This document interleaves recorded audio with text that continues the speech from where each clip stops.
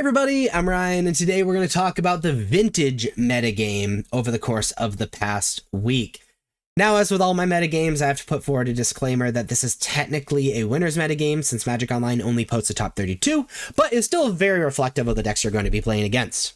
Let's jump into it. So this is the vintage metagame. Sitting at the top is Mono White Initiative. Such a good mainstay of the format, has regained its top spot. In second is Esper Luris Control. In third, Jewel Shops.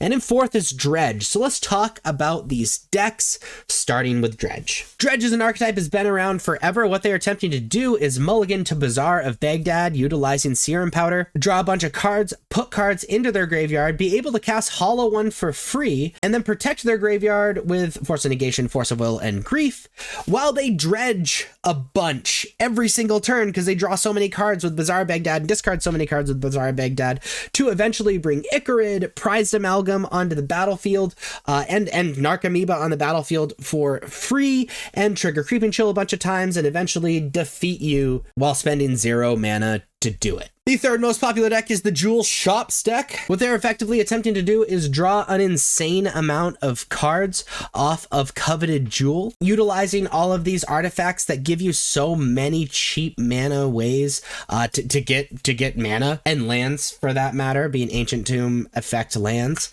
And then using Paradoxical Outcome to return these artifacts to their hand, replaying a bunch of these free mana rocks that profit mana onto the battlefield, drawing a ridiculous amount of cards off of Paradoxical Outcome until they eventually beat you with Karn, manning something up and attacking, or Time Vault and a key effect to take infinite turns entirely in doing so. It is so good and frankly really hard to deal with without direct hate cards. The second most popular deck is Esper Luris Control. Luris is so good in vintage. Effectively, this is the fair deck of the format, playing all the Moxes and a bunch of the restricted cards in a Psychic Frog Orcish Bowmaster's shell, and are just attempting to draw a bunch of cards, counter your spells, and be able to attack on an axis where they get an advantage when things hit, like with Psychic Frog. And then if they get burnt out, they play Luris and are able to replay all of their stuff.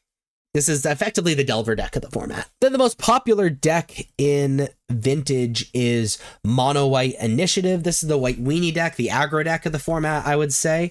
They use Ancient Tomb lands to be able to play their white creatures, try to get the initiative really, really early on, which allows them to enter a dungeon that is so good and gets so much value for free. On top of that, they're a hate bear deck with Anointed Peacekeeper and Archon of Emeria to sort of protect themselves and stop their opponent from doing stuff. And they protect their first turn with Chancellor of the Annex on top of all of these mana rocks to be able to cast these pretty high costed white creatures for very cheap and on the first turn. And that is the vintage metagame. If you liked this video, please be sure to like and subscribe. Check me out on social media. Links are above me and in the description. Thank you so much for watching.